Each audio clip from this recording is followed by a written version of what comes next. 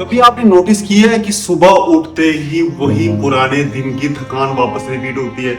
Weekend आता है, हम खुश होते हैं कि छुट्टियां आ रही है, पर जैसे ही वीकेंड खत्म होता है हमारे मन में वापस वो बेचैनी शुरू हो जाती है। वेकेशंस पे गए थे घूमने के लिए, फिर वहां से आके फिर ऐसा लगता है कुछ मिसिंग है।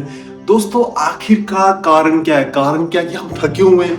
दोस्तों हम थके हुए नहीं है, हमने रुकना बंद कर दिया है। माइंड नहीं। दोस्तों हम समझते हैं कि थकान मतलब शरीर की नींद की कमी, शरीर को नींद पूरी नहीं मिल रही है, इसको सप्लीमेंट्स चाहिए, विटामिन मिनरल्स की कमी हो गई है। नहीं दोस्तों, आज जब आप रेस्ट करने जाते हो तो बॉडी सोती है, ना कि आपका माइंड। आप देखिए कभी जब आप सोने जा रहे हो तो आपका माइंड उस टाइम ऑफिस के अंदर कल की टेंशन, किसी मैसेज का रिप्लाई, सोशल मीडिया, नाना अननेसेसरी चीजों पे घूम रहा होता है। दोस्तों आपकी बॉडी सोती है, आपका माइंड कभी भी नहीं सो रहा।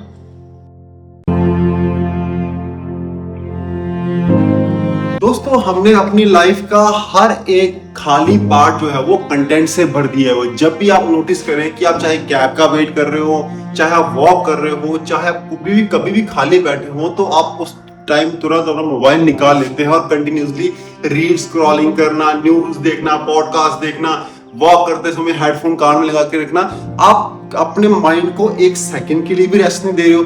ये ऐसा ही है कि आप लैपटॉप पे काम तो कर रहे हो, आपने 50 हैवी सॉफ्टवेयर खोल रखे हैं, पर उसको स्लीप मोड पे ले आए, बट जब आपने खोला वैसे का वैसा ही है। दोस्तों अगर आप टैब्स क्लोज नहीं करोगे तो प्रोसेसिंग का टाइम कैसे मिलेगा?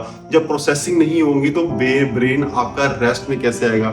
तो दोस्तों थोड़ा थोड़ा कंटेंट कंज्यूम करना कम करें, थोड़ा ब्रेन को रेस्ट मिलना इसमें शुरू होगी।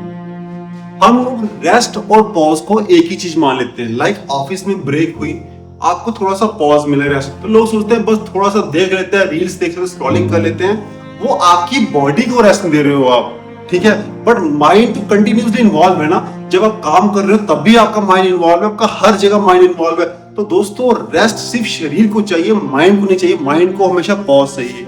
जैसे जैसे आप माइंड को पॉज दोगे तो माइंड थोड़ा देर रेजिस्ट करेगा, बट वही रेजिस्टेंस आपकी जिंदगी में एक सकारात्मकता लेके आएगा, एक अच्छी पॉजिटिव और एक शांति लेके आएगा।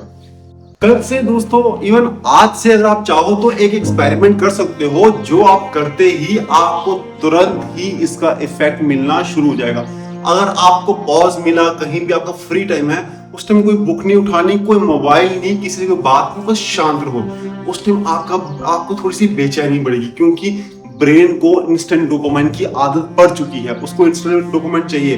पर उस टाइम थोड़ा सा ऑब्जर्व करो, जैसे जैसे आपका ये बिहेवियर बदलेगा तो आपको अद्भुत शांति होगी और आपके अंदर एक क्लैरिटी आएगी, आप प्रॉब्लम ओरिएंटेड बन पाओगे। आपके अंदर जो इजी स्टिमुलेशन की जो आदत पड़ रखी है, इजी डोपामाइन की आदत पड़ चुकी है, आप उससे बाहर आओगे। दोस्तों यही कारण है कि आज ज्यादातर लोगों में ओवर थिंकिंग और डिप्रेशन बढ़ता जा रहा है बिकॉज ऑफ दिस। तो इसको आज से ही कंट्रोल करें और आप देखें कुछ ही दिनों के अंदर आपका शरीर एक बेहतर और आपका माइंड एक प्रॉपर रेस्ट में आना शुरू हो जाएगा और एक प्रॉब्लम ओरिएंटेड बन जाएगा। दोस्तों यही एक कारण है कि आप हमेशा रेस्टलेस रहते हो, क्योंकि आप नींद तो ज्यादा ले रहे हो। मैं देखता हूँ बच्चे या कुछ ऐसे लोग सुबह 10-10, 11-11 बजे तक सोते रहते हैं, बट फिर भी परेशान रहते हैं, फिर भी ओवर थिंकिंग डिप्रेशन में रह रहे हैं। क्यों? पॉज लेना भूल गए हैं। दोस्तों पॉज लेना बहुत जरूरी है, ये आपके माइंड के लिए है। शरीर एक जस्ट एक ऑब्जेक्ट है। अगर आप शरीर से इतना वो करोगे, अगर आपको सिंपल सी बात है, अगर आपके इस हाथ को पेन हो जाए, कोई डॉक्टर यहाँ पे इंजेक्शन लगा दे तो ये हाथ सुन हो जाएगा, फिर चाहे उसका ऑपरेशन करे चाहे काट दे, आपको कोई भी फर्क नहीं पड़ेगा। दोस्तों ऐसे ही शरीर के अंदर एक चेतना चलती है, वो चलती रहती है। जब उस चेतना को सुन कर दिया जाता है और वो फिर आप शरीर से कुछ भी करो उसको फर्क नहीं पड़ेगा।